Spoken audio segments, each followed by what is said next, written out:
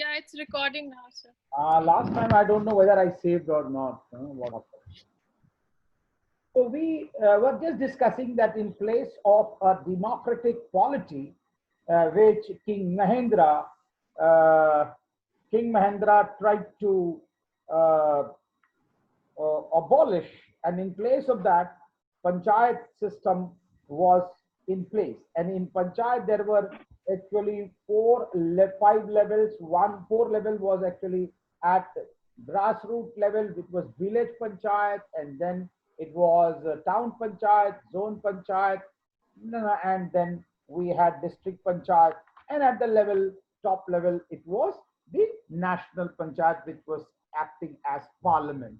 Now we also tried to look into how was it, how the people occupy position there. I think that is important to analyze the democratic nature, whether the institution was democratic in nature or not. Now, for the grassroots level, the village panchayat and town panchayat, the membership was through direct election.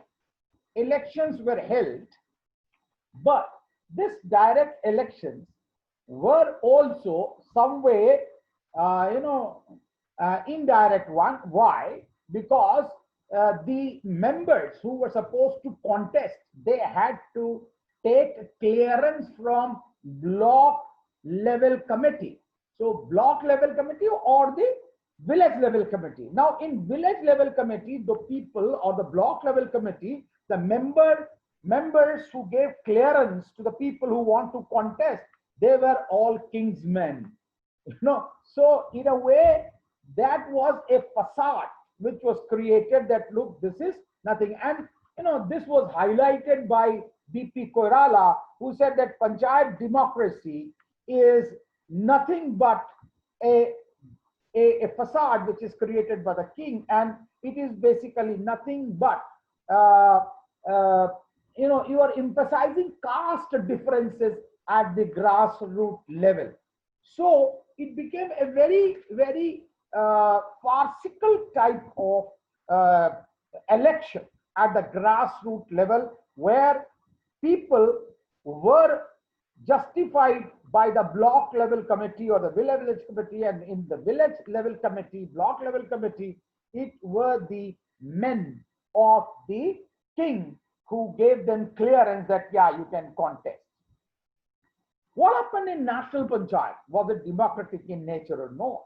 So it is supposed that there also the king exercised his discretion, and this discretion was that he nominated ministers, and therefore a national panchayat which was supposed to function as parliament, national panchayat was supposed to function as parliament, it had very limited control over the councils of ministers.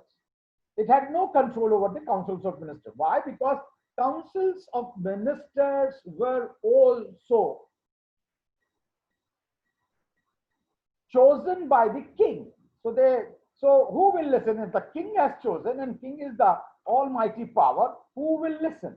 And also they had no control over legislation.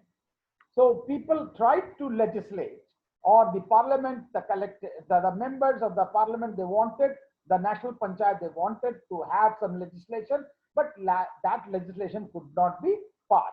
So they had neither control over executive, neither they have control over legislation. And therefore, national panchayat, which was to function as parliament, it was devoid of any effective control of the people who were functioning. And it became the parliament, the national panchayat, which was acting as parliament, became a authoritarian regime altogether.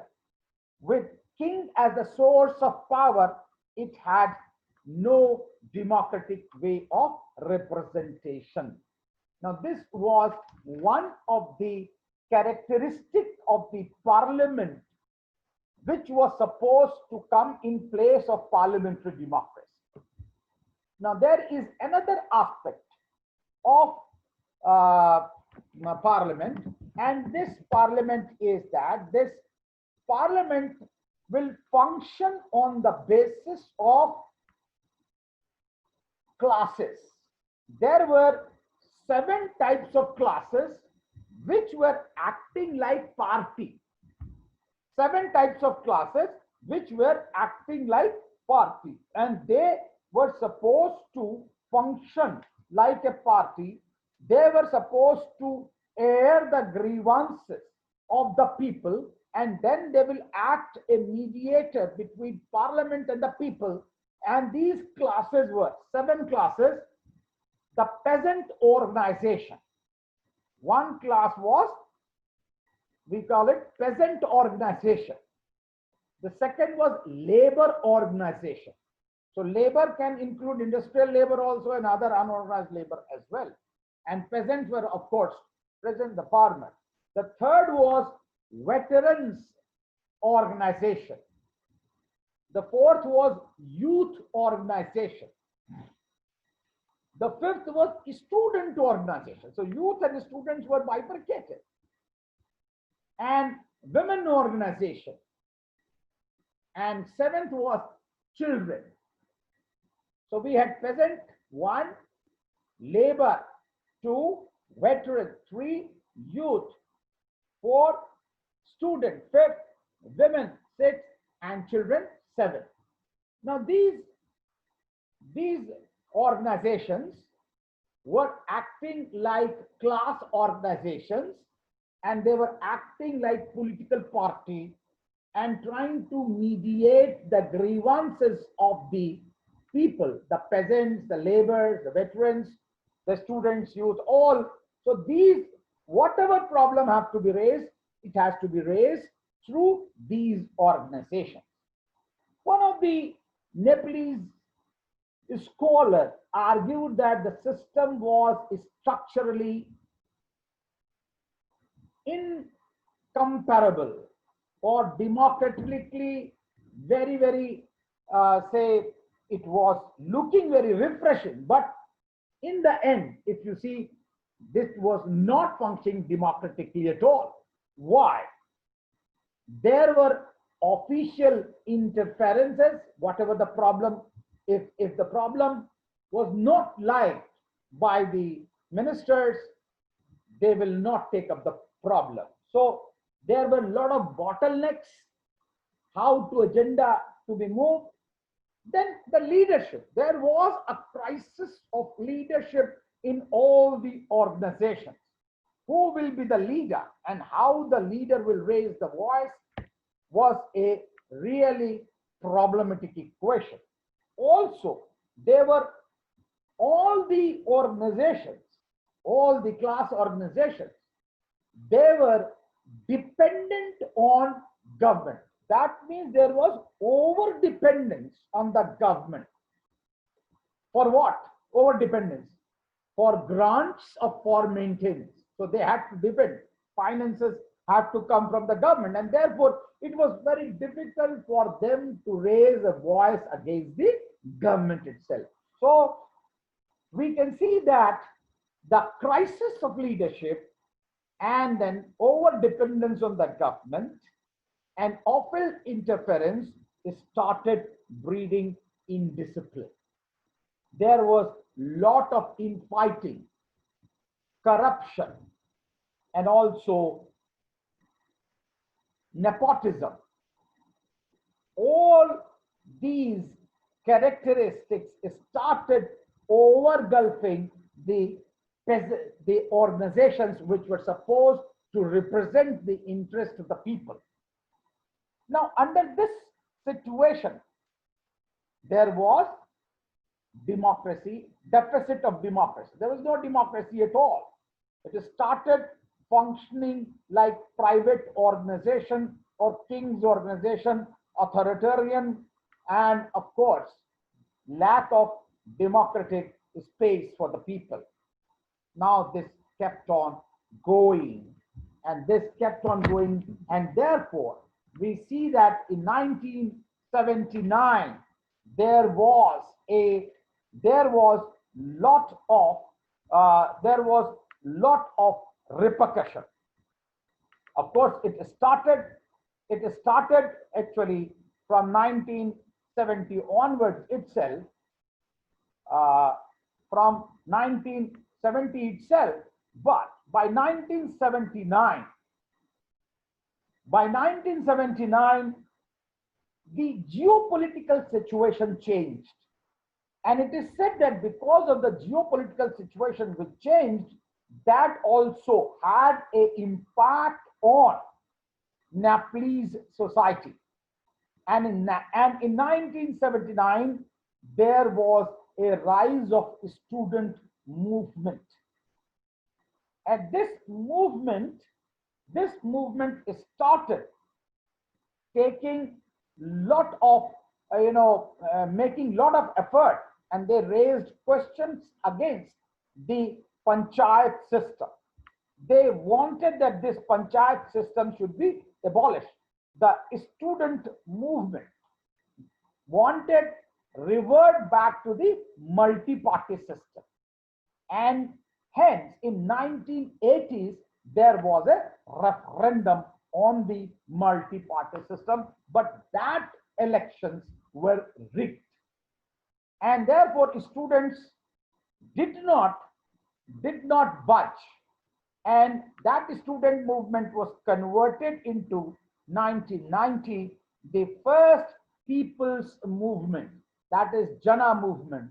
So the student movement in 1979, I have tried to underline as seventh epoch, and the student and the Jana movement I have tried to underline as eighth epoch. But I'm just clubbing this for you to make sense of panchayat system in the path of democracy and development of Nepal. Now this went on 1990s, it went on, and in 1990 we had a new constitution. 1990 had new constitution, and this new constitution there reflected people's wisdom that we want democracy back.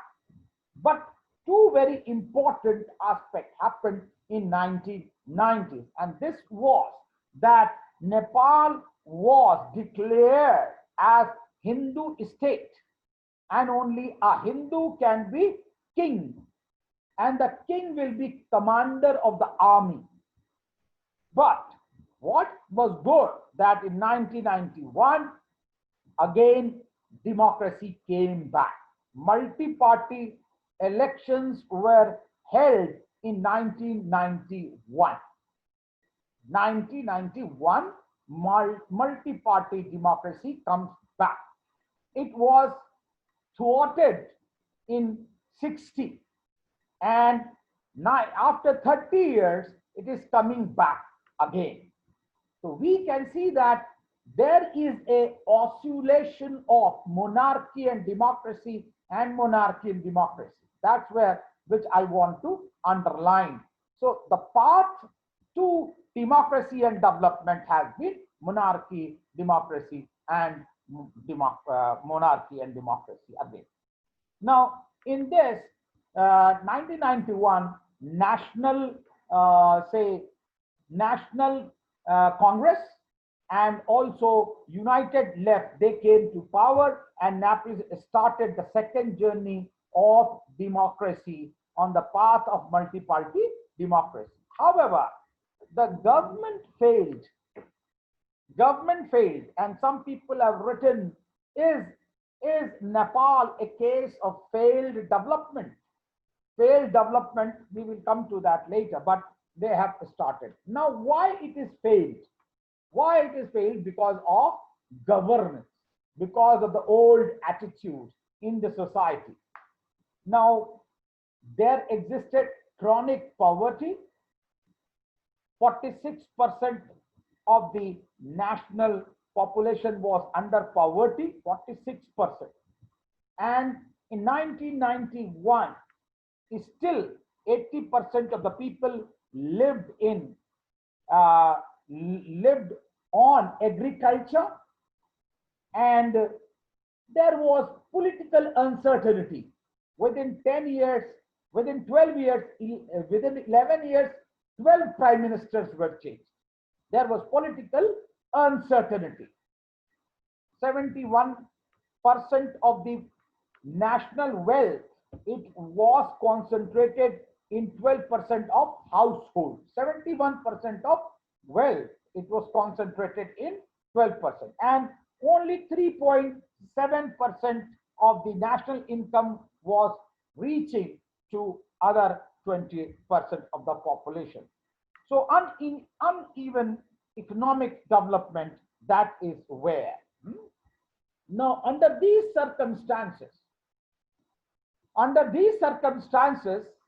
we reach to the another very important epoch in the making of democracy of Nepal, and this was, I was telling about rise of Maoism. Rise of Maoism. So we want to understand now another phenomena, another epoch, another event in the history of development of Nepal. So we have done how Nepal emerged, how it started walking in the history, how actually from monarchy to Rana autocracy to democracy to another bout of monarchy, then second bout of democracy, and now we are entering into a third phase of the history where a new phenomena is very important, not only for Nepal but South Asia as a region, because we also know Maoism is also very much present and prevalent in Indian society also, and therefore we need actually to ask certain questions to understand this Maoism, which started in 1996. 1996, though preparations were there, communist parties were there, but 1996 is the way when Maoism comes in the forefront and starts entering into symbolic violence, and then from symbolic violence to bloody war. That was the transition. Now, in this, we will ask certain questions so that we can make sense of this whole phenomena. Who were the main leaders? Who were the main leaders, and which were the main organizations to lead Maoist movement? I'm just trying to make things easy. You can learn it, but actually I think these markers become easy to understand. So who were the main leaders, and which were the main organization that led Maoist movement in Nepal from 1990s onward? What were the main reasons for Maoists to gain people's legitimacy, or they caught the imagination of the masses? What were the main reasons? I will underline, few reasons in the form of questions, so it becomes even more clear. One, was it neglect of agricultural development? It is because of that Maoists caught the imagination of the people. Agriculture neglect. Was it political instability? We have just seen that in 1990s, in 11 years, there were 12 prime ministers. So there was a case whether this was contributing to Maoist insurgency, or we can also see feature of polity. Was it because of economic factors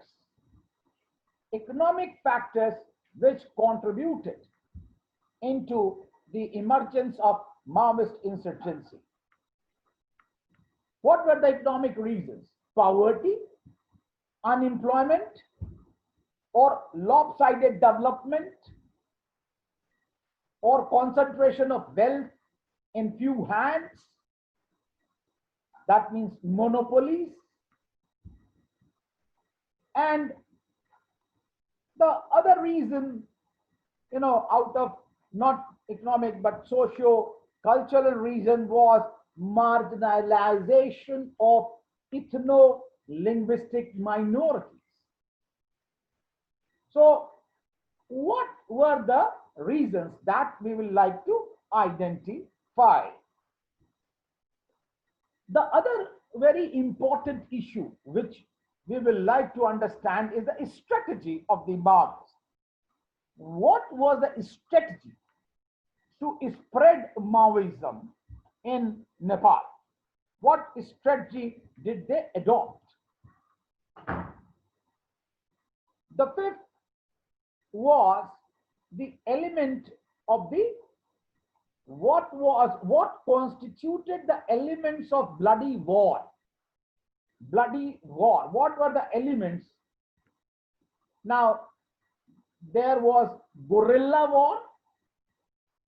Within guerrilla war, what were the actions which were taken? And what was the mode of communication within the Maoists? How the messages were passed and how they created their assets. How they created their assets.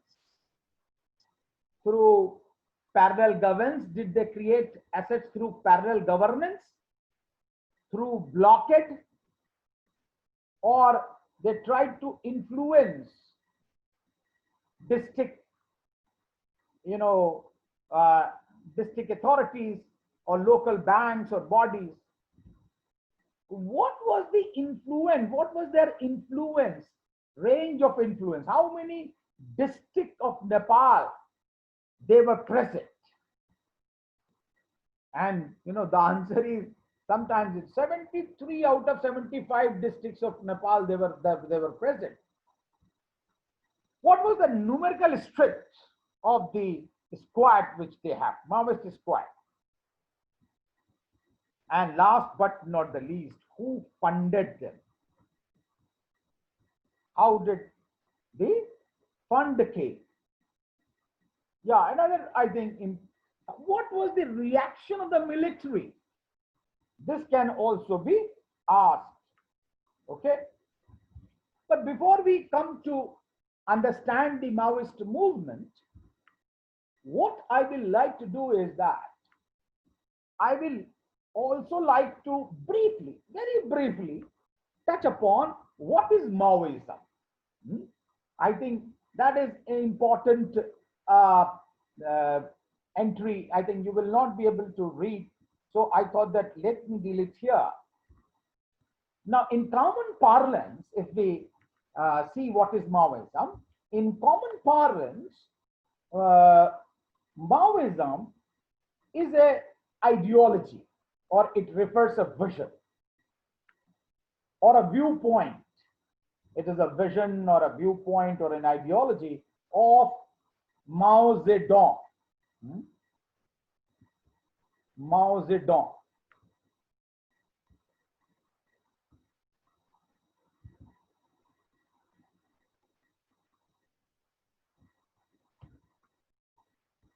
It's not writing. Maoezedong,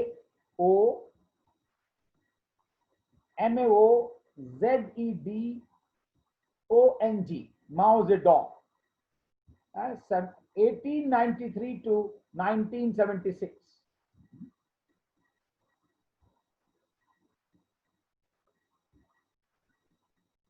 Mao Zedong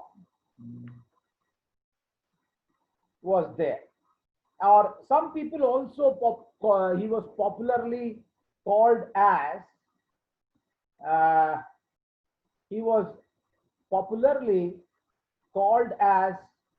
Mao Zedong.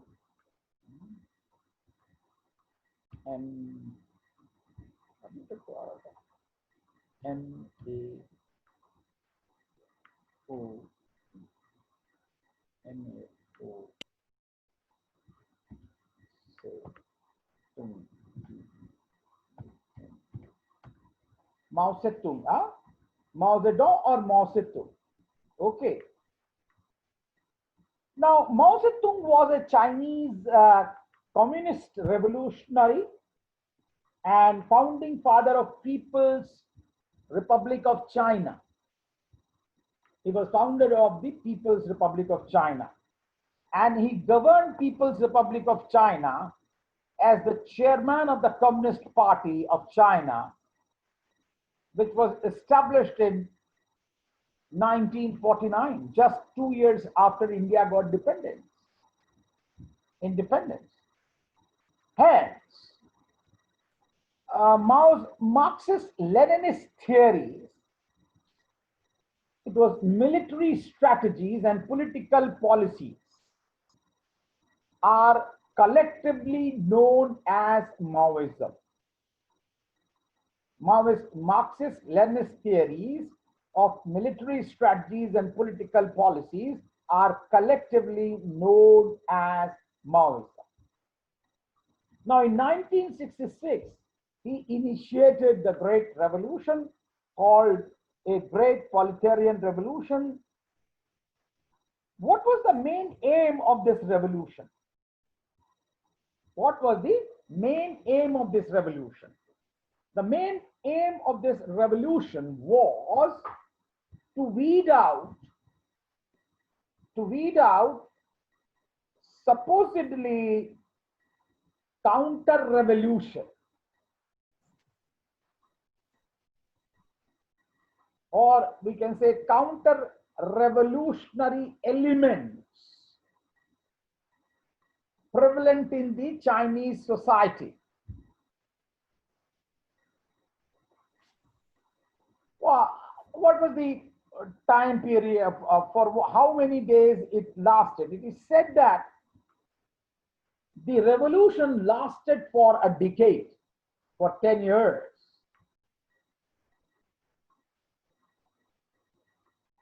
Now, having said this, this was what Mao Zedong, what was the essential condition according to Mao Zedong? What was the essential condition of the revolution or for revolution? For Mao, an essential condition of revolution was consciousness.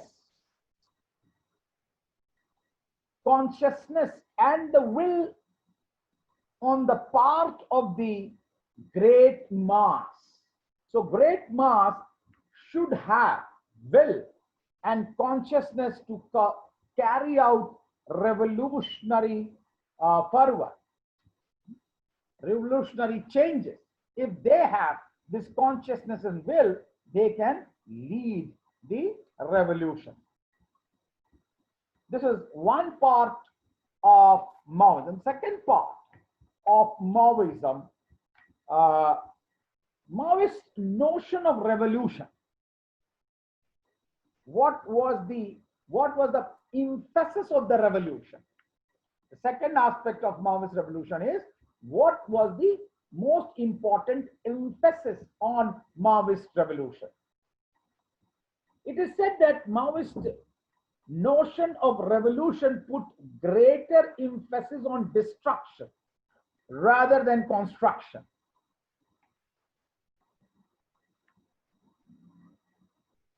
It emphasizes deconstruction, destruction rather than construction. So Maoists believed that in destroying the old, than constructing the new one. And according to Mao, no construction happens without destruction. No construction happens without destruction.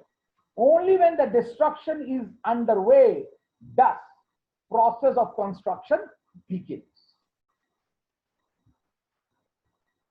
This is the second most important characteristic of Maoism, according to whatever my limited reading is, because I thought that this should be there. You can read further. Further, the third thing in the Maoist ideology, and Maoism emphasizes the necessity of continuing the revolution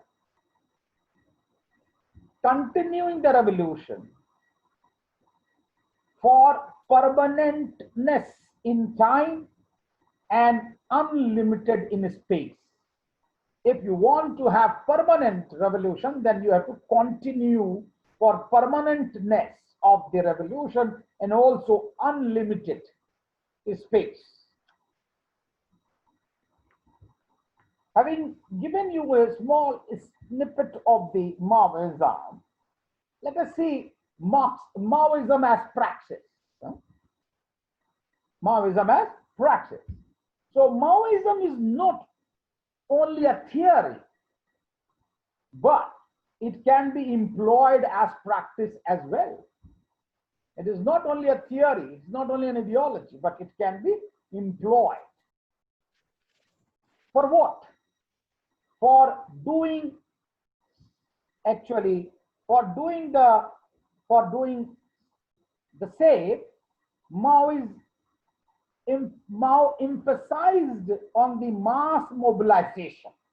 So if you want to implement Maoist ideology, and if you want to implement it as practice, then what you have to do? You have to have mass mobilization. But there is a qualitative emphasis on this mobilization should be from peasants, by the peasants, as the main force of Chinese revolution was the peasants. So we are actually, aware of the orthodox Marxists like Lenin, what they were doing. They were aware, Mao was aware. Leninism or Lenin based his revolution by mobilizing industrial workers. There is a qualitative difference between Leninist revolution and Maoist revolution. Maoist emphasized on the peasants, while Lenin Marxist revolution was based on industrial workers, working class, industrial working class. However, it is said that Mao had changed his strategy after 1949 revolution in China, because he also envisaged that within peasant, every peasant is not contributing. There is a peasant bourgeois tendency. There is a bourgeois tendency because they have a land as their asset. So they will not be revolutionary in that sense, because they will have an interest in their land and they will like to cling on them, because revolution is leave everything and join. But here they have some interest, so they will not be good. Okay, this is another qualitative difference as praxis. Now coming to two more points. One, what was the main strategy of Maoist revolution? One was consciousness, another is actually group. Now strategy. There are three important characteristics of this strategy. Three important characteristics. I am making things very, very mathematical type of thing so that you hold on to this, because this becomes very easy type of analysis. Oh, sir, Maoism is so great, and what are you talking about? All these characteristics and this, but that is my style.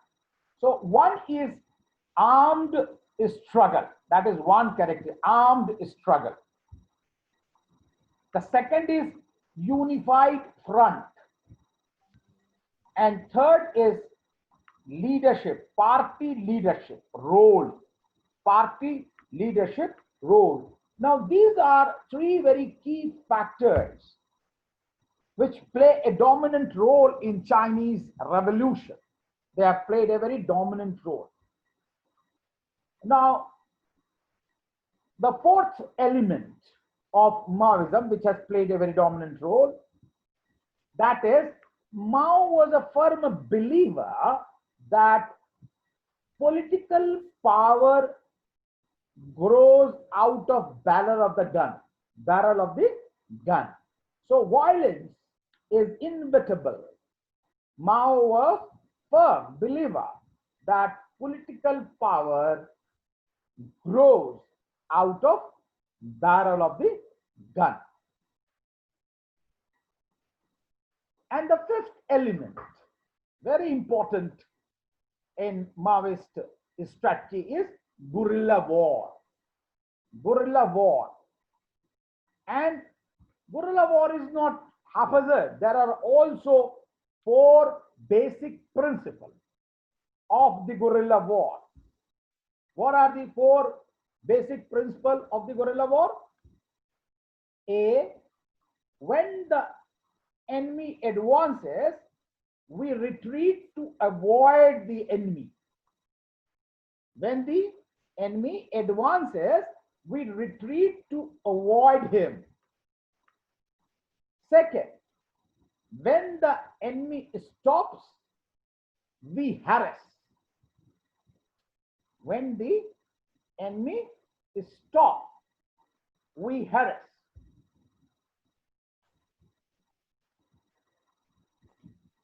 And C, when the enemy is tired, we attack. When the enemy is tired, we attack him. And when the enemy retreats, we chase after him. Now these are four basic principles of guerrilla war. So we have guerrilla war, we have characteristics of armed struggle, we also have consciousness, we have praxis, and then we also have the mass who will be especially actually helping us. Okay. When the enemy stops, we harass. When the enemy tired, we attack. And when the enemy retreats, we chase. Mridula is asking, huh? Okay. Now this is Maoism. And this, I think, we just want to understand what happened in Nepal. Okay. Now the origin of Maoist insurgency can be traced back to 1960s. But a serious attempt came only in 1996. Now during this period, radical section of Nepalese Communist Party demanded to end the autocratic panchayat system imposed by the King Mahendra, and instead of that, they wanted formation of elected entitlement, especially constituent assembly, to draw upon new constitution so that a democratic government can be brought in place. However, the serious preparation of the Communist Party started with two very important leaders. One was Pushp Kamal Dhal.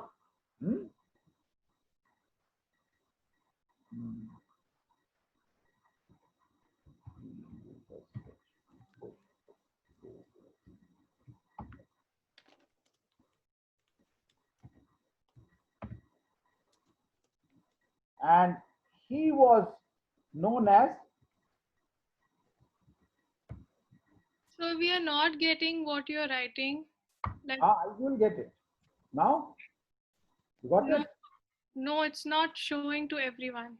Alright, No, Why? no, actually, I think none of his earlier messages also Yeah, reached us. yeah, Okay. we But never. it is Is your giving me that cursor here. there? Why it is so?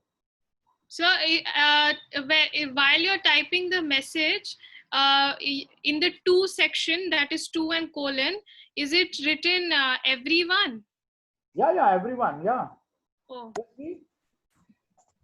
Yeah, I'm saying everyone. It is written and it is showing all the names. Uh,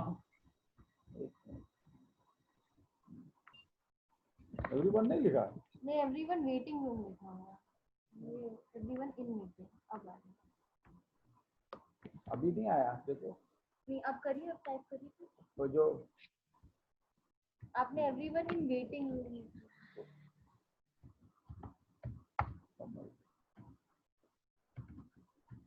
is it coming now?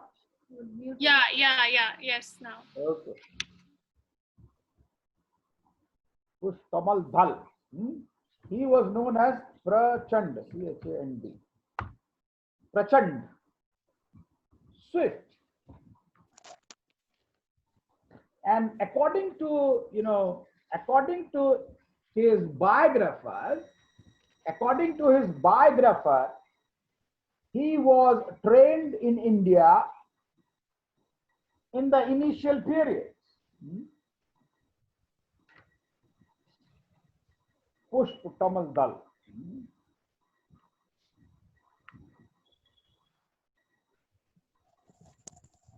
He remained underground for 8 years in India and was trained by ex-Gorkha soldiers in Bihar. He was trained in warfare and he also studied Bihar and Andhra Maoist movement. This was his qualification, very important leader.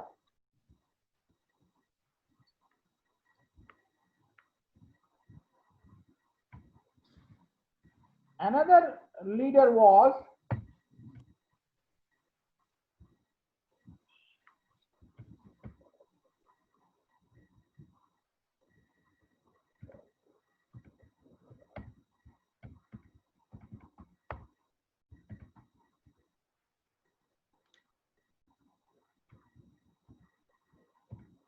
Baburam Bhattarai. Baburam Bhattarai did his PhD from JNU. In 1986, he was in JNU and later he published his book he did his PhD and he published his book in from his PhD thesis, and the name was The Nature of Underdevelopment. The Nature of Underdevelopment and Regional Structure of Nepal. The Nature of Underdevelopment and Regional Structure of Nepal. I think you get it online. As a Marxist perspective, that's what he wrote. So these two, the augmentation of the communist mobilization came when these two leaders Diksha got disconnected. Can you let me? started actually mobilizing, and a revolutionary overthrow started during this movement.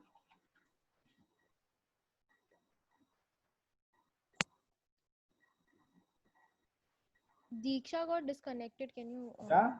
Diksha, Rahul got disconnected. I'm not Should waiting. we? अरे क्या हो गया दीक्षा को? Okay. So Baburam Bhattarai had formed the Communist Party of Nepal Maoist in 1996. Actually, they got a boost. 1996, when the another political party in 1996, another political party called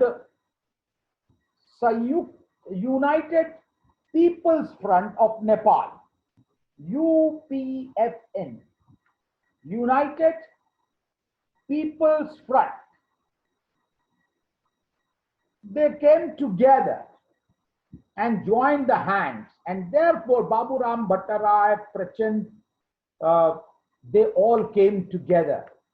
So Baburam Prachand had its own Marxist, Leninist and Maoist type of establishment. Baburam Bhattarai had Communist Party of Nepal, Maoist, and then the third came the Sanyukta Jana Morcha, that is United People's Front. They joined hands. Now this front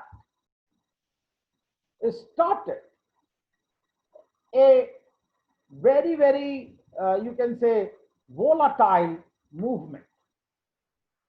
And they started gaining momentum. They got precedence in the Nepalese politics. Now that's what the question, the moot question comes, that why did the Maoists gain predominance in Nepalese politics? There were already Nepalese Congress present, but why did they succeed? It is said that Maoists succeeded in the Nepalese politics because of the failures of the successive government to address the basic economic problems of the Nepalese people.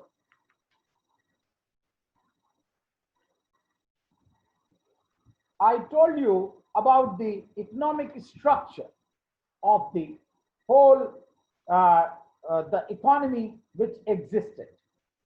The successive government failed to address the problems of the people and created a very discriminatory social order,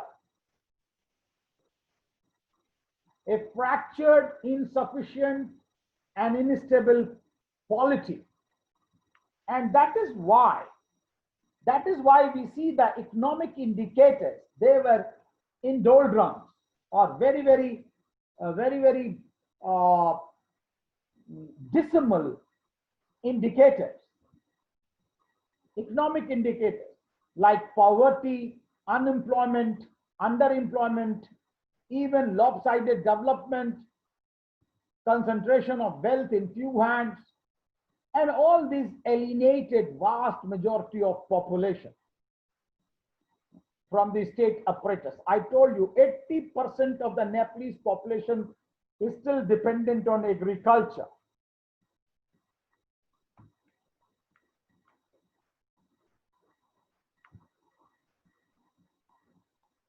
And therefore what happens, that agriculture sector became a very critical for economic development.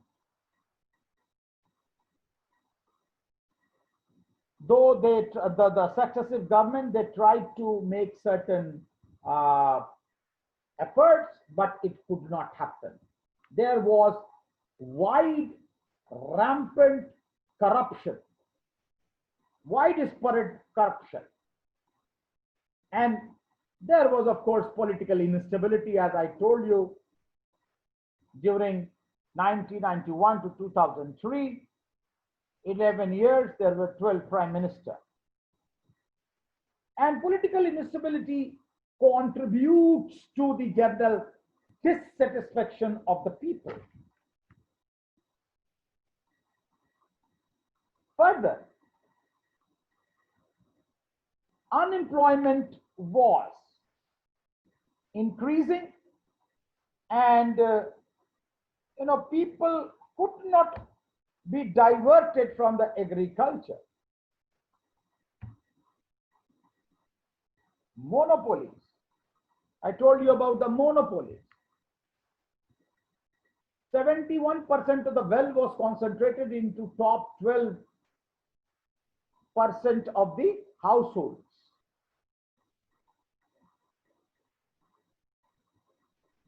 uneven distribution of income. It is said that in Nepalese citizen, there was uneven. What was the average income in the Kathmandu Valley? Per capita income in the Kathmandu Valley, it was approximately 21,000. To be precise, 20,939. That was the per capita income in the Kathmandu Valley. But in the in the other regions, in the northwest region, it was only 5,000. So there was again, disparity. It is said that the GDP growth for last 5 years in 1991 and 6 I'm talking about, it was only 4%. And if you really want to give job to people, and there it is said that 500,000 young people were ready to join the labor market. If you really want to absorb them, it was insufficient to absorb these 500,000 young people in the labor market. You cannot absorb them with 4% of growth. You needed more. And therefore, we see that there was a crisis of governance. The crisis of governance. We also know that in the Tarai region, which accounted for 40% of the country's population and 60% of the wealth and 75% of national revenue, had only 14 representation out of 125 member national panchayat. So they had only 14 out of 125. So there was lack of representation of the Tarai region. Out of 125, there was only 14 people or 14 representations from Tarai region, which accounts for 75% of national revenue. So uneven representation.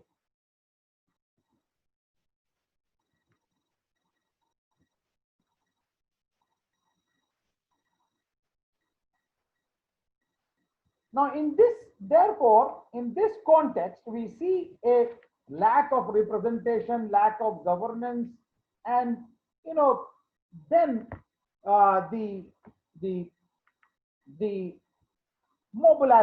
marginalization of ethno-linguistic minorities also existed.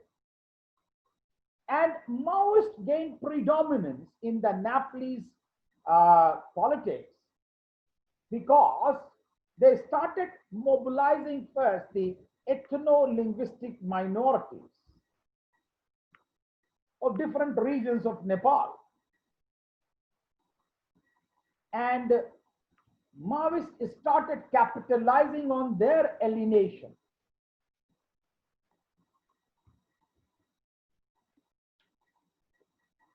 Now, in the course of People's War, Maoists argued and encouraged the ethno-linguistic groups that once they come to power, they will be given their share and due. Okay. Now, this was the political scenario in which there was no governance, there was unemployment, there was poverty, the over dependence on agriculture, and also linguistic minorities not getting their due. Nepalese society and state, the constitution which had declared the Nepal as a Hindu Rashtra, Nepal in 1990, that also created a delusion. And also, Nepalese language was declared as the national language. Nepali language as the official language. Sometimes it is also argued that in 1990s, if you see, Sanskrit was made compulsory language to be taught in schools, 1990s. And therefore, minority groups like Tibeto-Burman groups,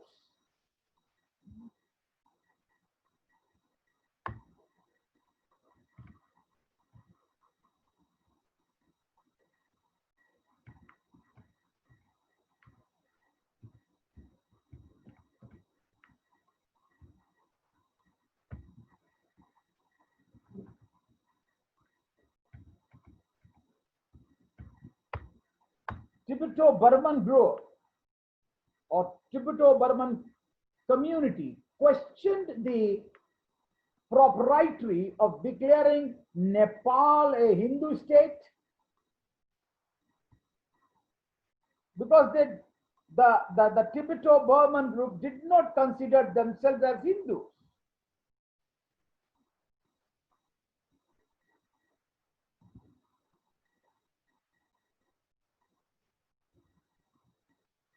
It is argued, or it was argued by the minorities and other sections, that declaration of Nepal as a Hindu state doubled the domination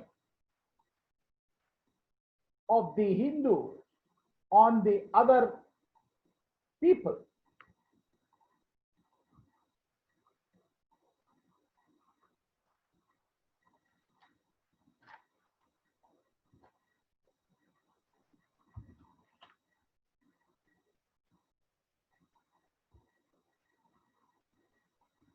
Now, therefore, what happened that with this whole development, the Maoists started gaining the imagination of the people.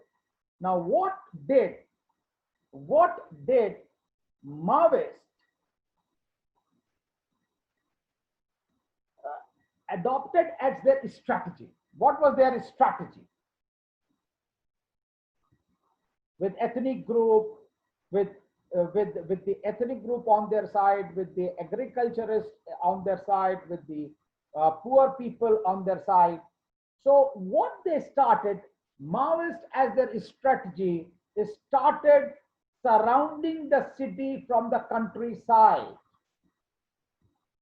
Started surrounding from the countryside. The problem of governance enabled the Maoists to hijack the basic agenda of the economic development. So they went to the city or countryside, and from there they started their movement. Now, what did the Maoists promise to the people? What did Maoists promise to the people? Now, Maoists tried to promise to the people that in place of monarchy, or they will remove monarchy, the servile government, that is panchayat, and place of that there will be communist state.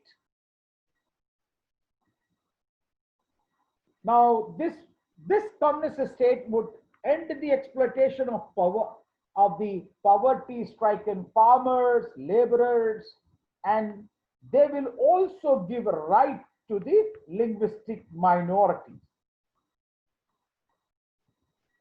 And for establishing people's government, they will need people's war. And this was, of course, and from there, a people's movement started, you can say. To form a people's government, CPN, Communist Party of Nepal, Maoist, which bases its idea and aspiration from the Maoist dictatorship of the proletariat, started their strategy from the countryside.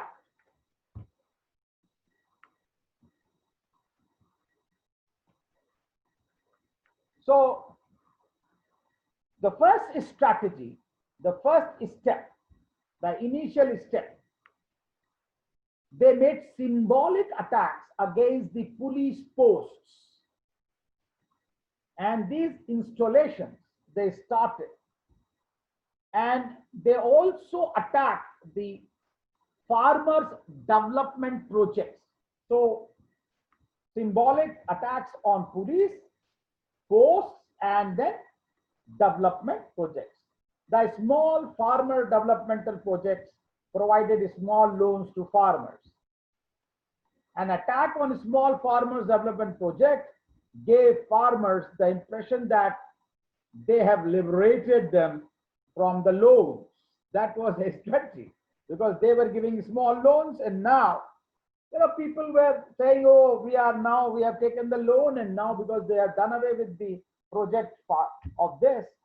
After the farmers, who were the target, or who?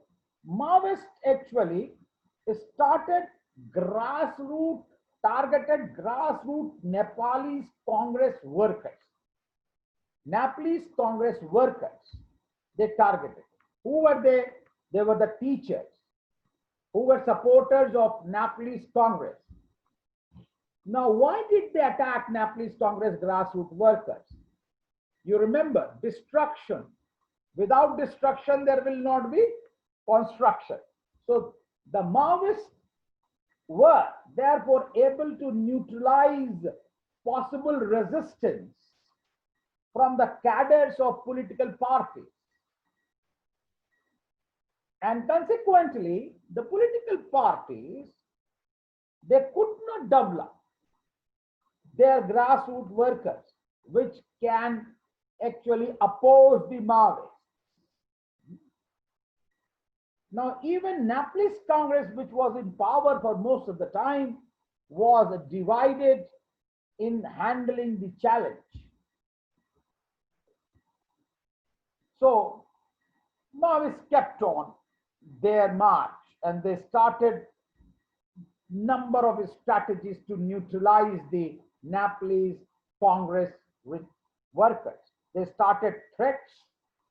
They started threatening the Nepalese workers. They started kidnapping them. They started torturing them, and at last they started killing them, and so on and so forth. Now, in this manner, they tried to neutralize the Nepalese Congress or other political parties. That was one strategy from. The third strategy, first strategy was they attacked on small little police pickets, and within that they also attacked small projects of the farms. That is one. The second was they started attacking political party grassroots workers, and the third was that they started targeting the local informers of the intelligence units, and therefore they destroyed the intelligence network of the police. Fourthly, they start using ethnic cleavage to their advantage and started promising self-rule and autonomy. Autonomy, that is very important aspect. They started promising autonomy to ethnic minorities in the areas where they were in majority. And they also vowed to recognize culture and language of the ethnic minority. So this is the way they started mobilizing the mass cadres, neutralizing the cadres, killing.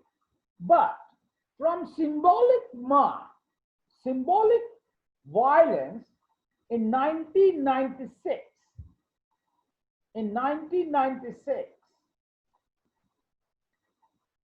Maoists declared inevitability of bloody war. Inevitability of that war, bloody war is inevitable. In order to achieve that objective, Maoists declare that there has to be a war, a bloody war. And in the same month, they submitted 40-point charter or memorandum to the government.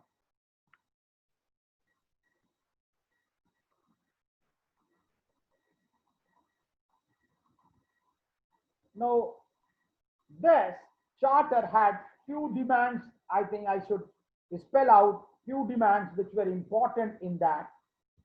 One demand was in the 40-point charter which they had submitted to then government. One was abolition of royal privileges. Abolition of the royal privileges. Second important significant demand was promulgation of Republican Constitution.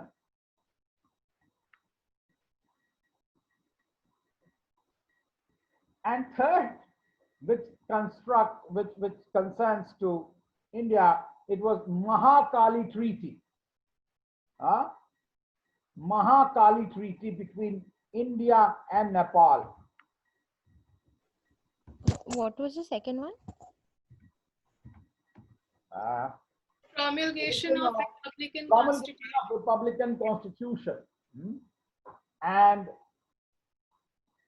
Mahakali Treaty. Mahakali Treaty was between India and Nepal, which had argued that, you know, we shall tolerate and treat to security to each other.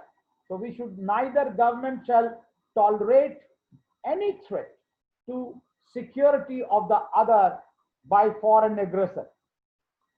And if a threat arose, the two governments will consult each other and will take an effective course, countermeasure. This was Mahalika. That means there was a very amicable solution between, or amicable relationship between the two countries. And today we see that how, you know, police has fired on Indians.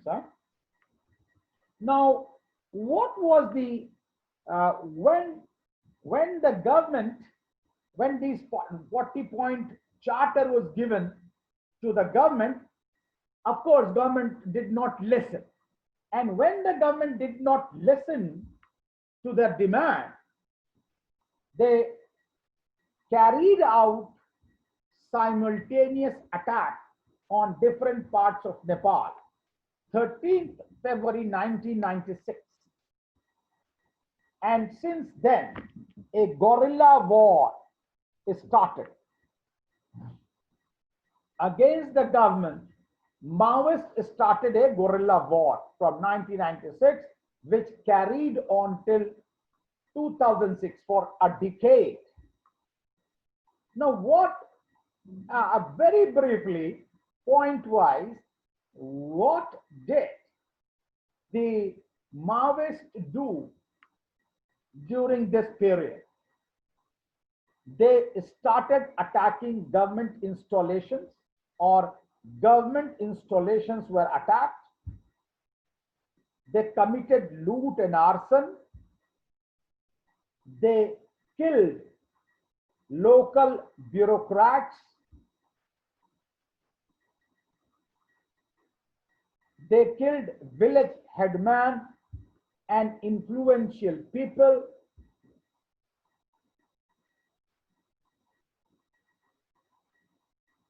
Especially, they were very harsh on western and central hill areas. Western and central hill areas. Now, one of the very important aspects is that they left army untouched. They did not touch the army.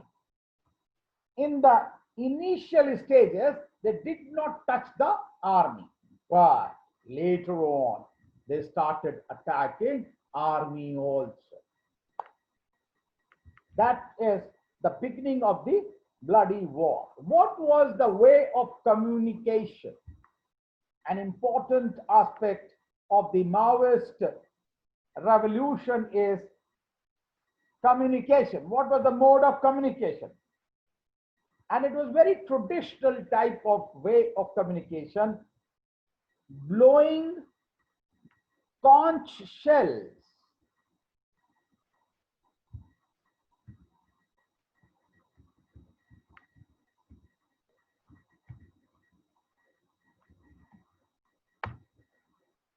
Conch shells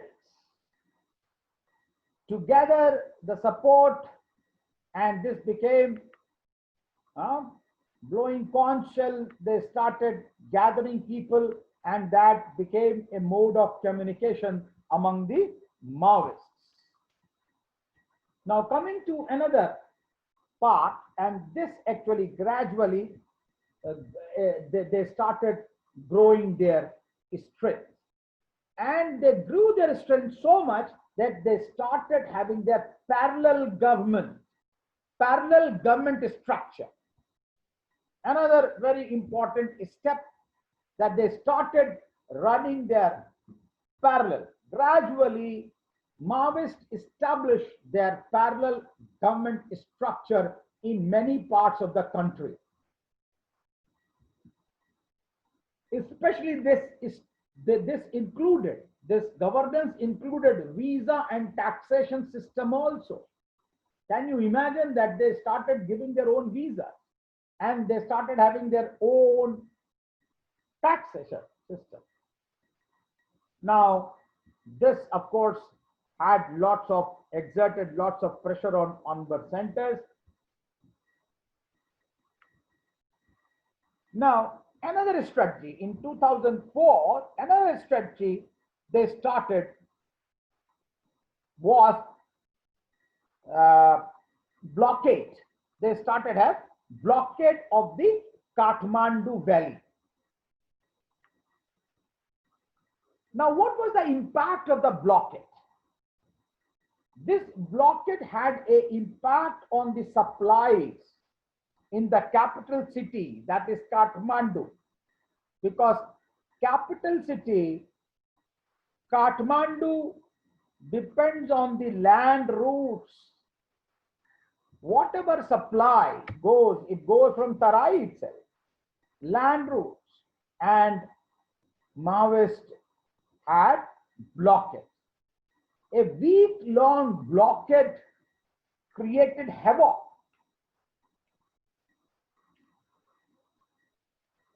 Now, as soon as there was a blockade, some of the demands of the Maoists were fulfilled. They were asked, come on the table and do it. That is one very important aspect. Now, what was the geographical spread of this Maoist? That's another important aspect of Maoist movement. What was the influence? How many districts they were in? And it is said that between Western district in 1996, their influence was only 1 or 2 districts. But by 2004, it is estimated that out of 75 districts in Nepal, Maoist presence was there in 73 districts. Out of 75, they were present in 73 districts. According to government-owned admission, there were 32 districts where guerrilla roamed freely and organized mass meetings.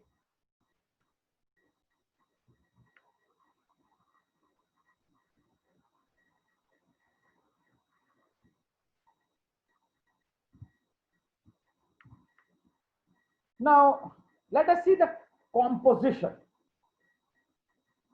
the social composition. It is said that initially, when the Maoists started their movement, they had championed the cause of only minorities and weaker sections. But this only helped them to extend their traditional support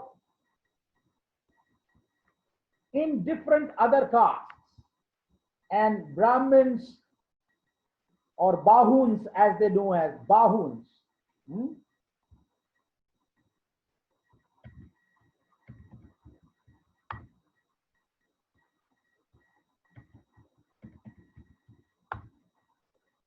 Bahuns, Kshetris, and Nevars.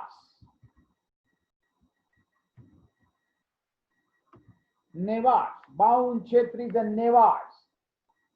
They started coming together, and these communities, they came. Even the communities like Tamang,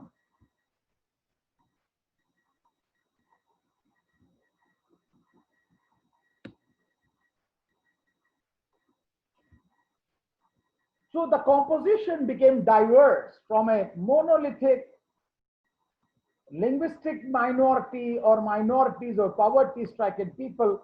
They engulfed all the people. They also have communities like Limbas or Burghers, that is Muslims, or Magas. All these people, they came.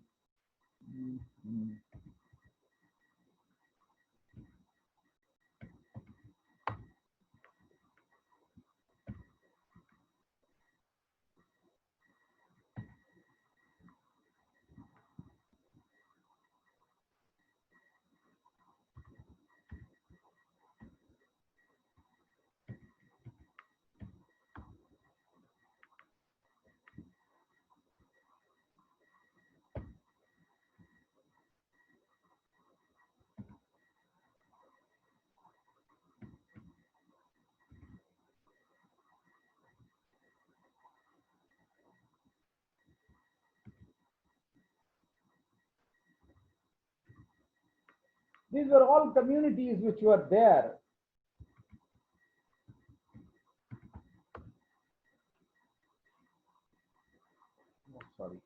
Sorry, Tamang. It is Tamang, T-A-M-A-N-G, Tamangs.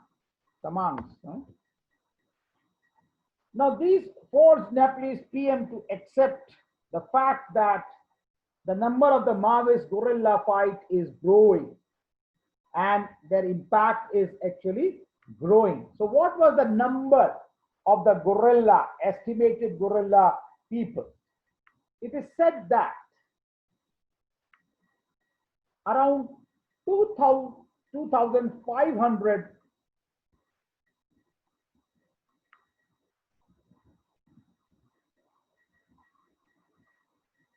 backed by 10,000 or more militia at the end of 2001, but their numbers are growing day by day. According to a Royal Nepalese Army in 2004, Maoists had more than 6,000 trained fighters, and 1/3 of them are guerrilla squad. And a guerrilla squad are women, there are women also participants.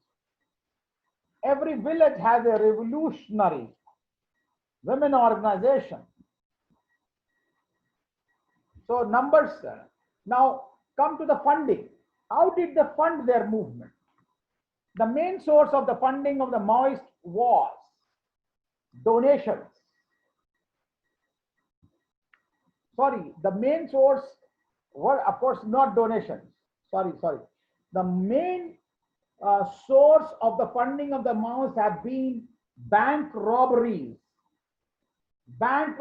and of course then voluntary donations, extortions of the rich businessmen, and tax collection in the areas under their control.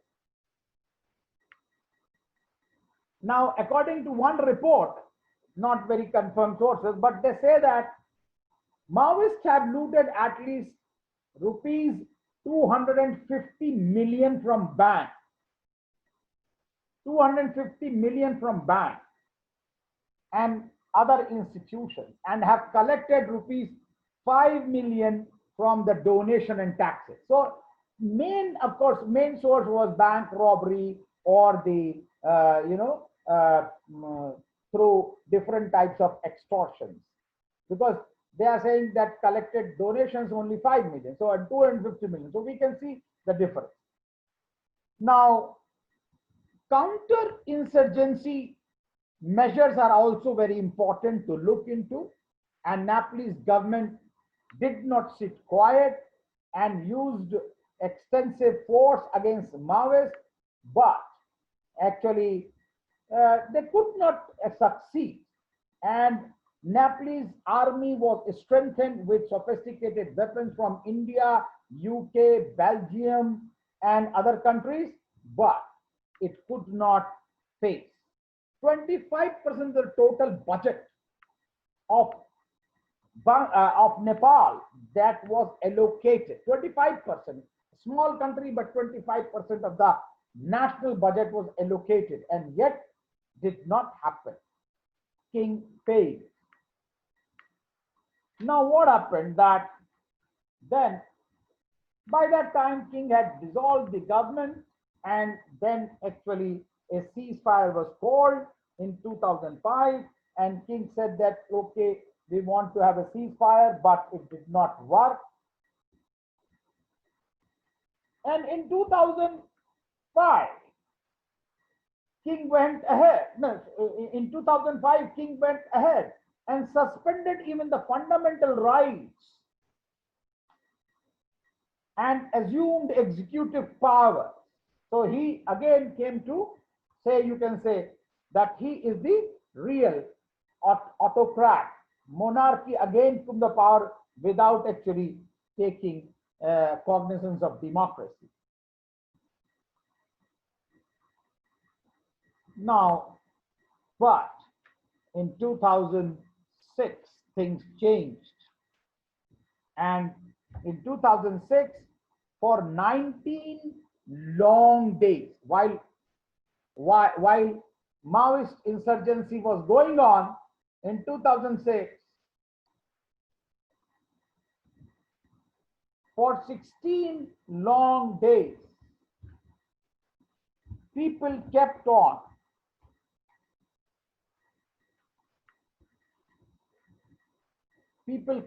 protesting. 1 to 2 lakh people demonstrated daily for 19 days in front of King's Palace. And ultimately in 2006, the king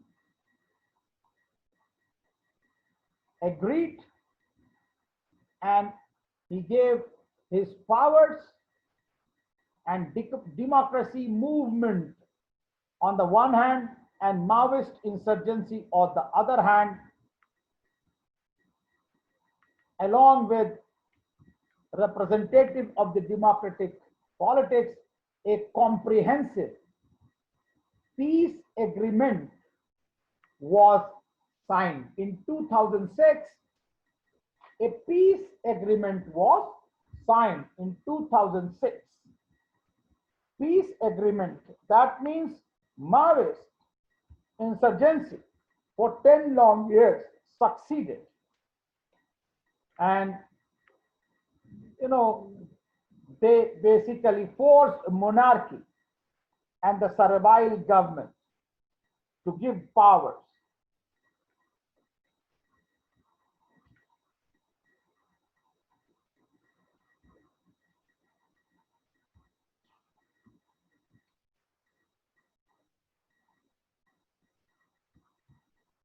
So in 2006, this CPA was basically constituted, and in 2008, election for Constitutional Assembly were held.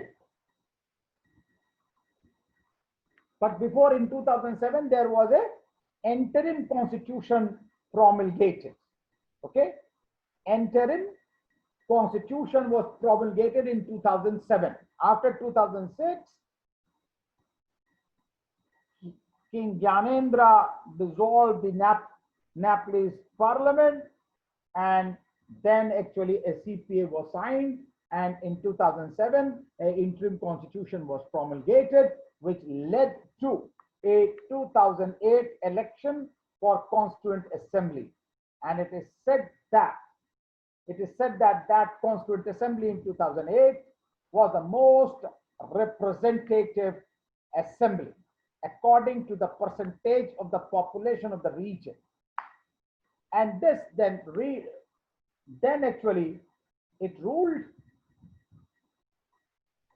Second Constituent Assembly elections were held in 2013, and we see the path of democracy there.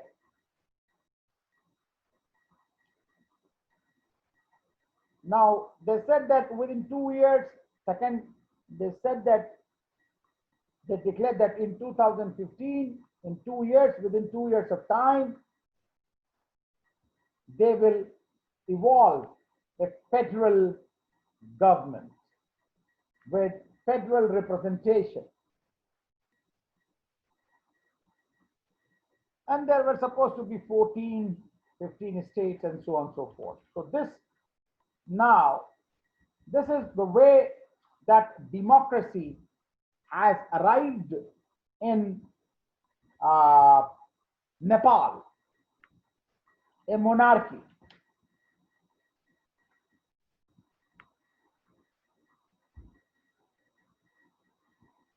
Okay. So this is what the evolution of Nepal. You can understand that how Nepal, from a landlocked country, an insulated country, not opening just because of the greed of the Rana. That Rana were afraid that if they open, then actually, they will have to lose. But ultimately, they lost their own regime in 105 after 105 years, and after that, the first epoch, very limited democracy came, but monarchy again overpowered, and in 1960s they became panchayat parliament, which was a new type of experiment in South Asia.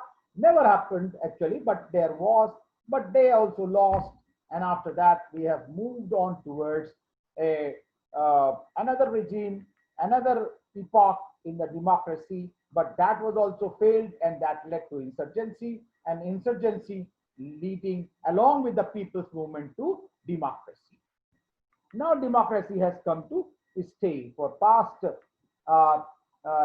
past 14 years, we are seeing that there has been actually an election, and there has been transference of power and a democratic government with the different political party representation. They exist, but there is also still a great part of violence, and this is Madheshi violence, which still exists in Terai region. Madhesi violence in Terai region, and they are fighting their battle after 2007. After 2007, they are fighting their own battle. Madhesi uprising, as they call it, has occurred in January 2007, just after overthrow of the monarchy, and it is still actually trying to restore their representation, because they thought that they have been cheated and they have not got the right representation, right proportion of representation.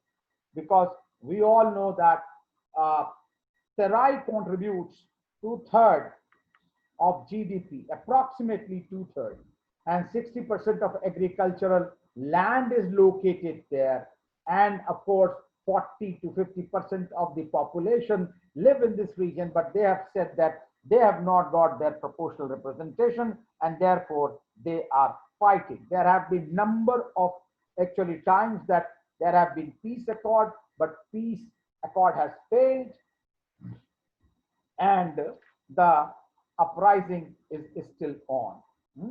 If you want, we can do and spend a class on that as well. But I thought that this I've given you overview of Nepal.